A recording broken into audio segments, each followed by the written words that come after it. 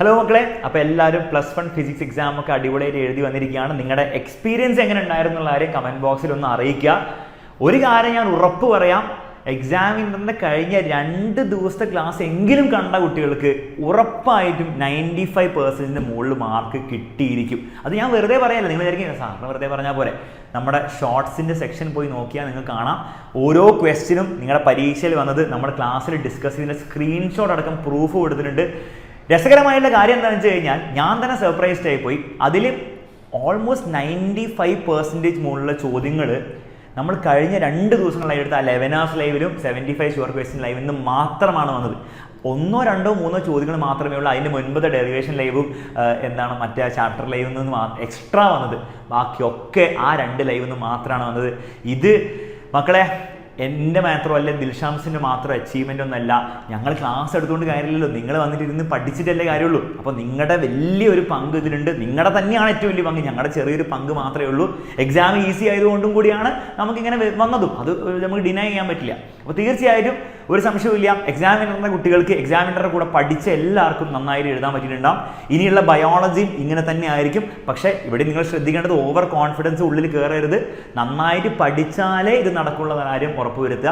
എക്സാമിനറുടെ teachers, അർച്ചന miss ആയിക്കോട്ടെ, ATR miss ആയിക്കോട്ടെ, സ്നേഹ miss ആയിക്കോട്ടെ, നമ്മുടെ ശ്രുതി മിസ് ആയിക്കോട്ടെ, എല്ലാവരും നിങ്ങൾക്ക് വേണ്ടിയിട്ട് ഡെഡിക്കേറ്റഡ് ആയിട്ട് ഇറങ്ങാൻ പോവുകയാണ്. ഇന്ന് മുതൽ നിങ്ങളെല്ലാവരും ക്ലാസ്സസ് കാണാം, പഠിക്കുക, ബയോളജി താർക്കും. പിന്നെ അറിയാലോ, നെക്സ്റ്റ് ഇയറും ഇങ്ങനെയൊക്കെ ചെയ്യാൻ നോക്കരുത്. കാരണം ഇതൊക്കെ വലിയ റിസ്കിൻ്റെ ഒരു പരിപാടിയാണ്. കാരണം നിങ്ങൾ കണ്ടു, ഫിസിക്സ് നിങ്ങൾക്ക് ഇങ്ങനെ ചെയ്യാൻ പറ്റി, കെമിസ്ട്രി ഇങ്ങനെ ചെയ്യാൻ പറ്റി, പക്ഷേ മാത്സ് അങ്ങനെ ചെയ്യാൻ പറ്റിയില്ല. അപ്പോൾ നിങ്ങളൊരു ഓവറോൾ നിങ്ങളുടെ പെർസെൻറ്റേജ് കൂട്ടാൻ ആഗ്രഹിക്കുന്ന കുട്ടിയാണെങ്കിൽ, അല്ലെങ്കിൽ ഫുൾ മാർക്കിലേക്ക് എത്തണമെന്ന് ആഗ്രഹമുള്ള കുട്ടിയാണെങ്കിൽ ഈ അവസാനത്തെ വെച്ച് മാത്രം പറ്റില്ല എന്നുള്ള കാര്യം നിങ്ങൾക്ക് മനസ്സിലായിട്ടുണ്ടാവും. +2ലും മക്കളെ കുറച്ചും കൂടി കടുപ്പം കൂടുകയുള്ളൂ. കാരണം പ്രാക്ടിക്കൽ എക്സാം, സിലബസ് ഡിഫിക്കൽട്ടാണ്, ചാപ്റ്റേഴ്സ് കൂടുതൽ ടഫാണ്. അപ്പോൾ അതുകൊണ്ട് തന്നെ അവസാനത്തെ ഈ പരിപാടി വെച്ച് മാത്രം നിങ്ങൾക്ക് എന്ത് ചെയ്യാൻ പറ്റില്ല, കുറച്ച് മാർക്ക് ഉണ്ടാകാൻ പറ്റും, A+ ചിലപ്പോൾ ഉണ്ടാകാൻ പറ്റും. പക്ഷേ എന്ത് ചെയ്യാൻ പറ്റില്ല, നിങ്ങൾക്ക് ആ ഫുൾ മാർക്കിലേക്ക് അല്ലെ 95ന് മുകളിലേക്ക് എത്തിക്കാൻ ബുദ്ധിമുട്ടായിരിക്കും. അത് ആദ്യം മുതൽ തന്നെ പഠിച്ചു കൊടുക്കണം.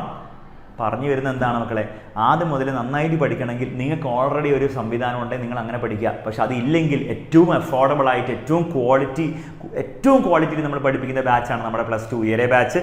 അതുകൂടാതെ നമ്മുടെ നീറ്റിനും അതുപോലെ കീമിനും എൻട്രൻസിന് പഠിക്കുന്നവർക്ക് വേണ്ടി അതിൻ്റെതായ വേറെ വേദ ബാച്ചസ് ഉണ്ട്.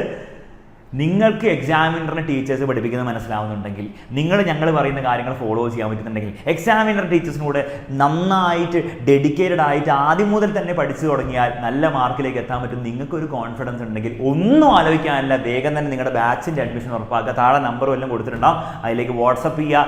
ബാച്ചിൻ്റെ ഫീസൊക്കെ അടച്ച് എന്ത് ചെയ്യുക, റെഡി ആയിരിക്കും എക്സാമിനർ സ്റ്റുഡൻ്റ് ആയിട്ട്. കാരണം +2 നമുക്ക് സമയമില്ല, +1 കഴിഞ്ഞ് നമ്മൾ ഉടനെ തന്നെ +2 സ്റ്റാർട്ട് ചെയ്യുന്നതായിരിക്കും. കുറേ പഠിക്കാനുണ്ട്. അപ്പോൾ ആദ്യത്തെ ബാച്ചിൽ തന്നെ ഫസ്റ്റ് മുതൽ തന്നെ പഠിച്ചു കൊടുക്കണം ആഗ്രഹം ഉണ്ടെങ്കിൽ മക്കളെ നെക്സ്റ്റ് ഇയറിൻ്റെ ബാച്ചിൽ അഡ്മിഷൻ എടുക്കുക. നമുക്ക് അടിച്ച് പൊളിച്ച് നമ്മുടെ നെക്സ്റ്റ് ഇയർ +2 പഠിച്ചെടുക്കാം. ഓക്കെ, അത്രേ പറയാനുള്ളൂ.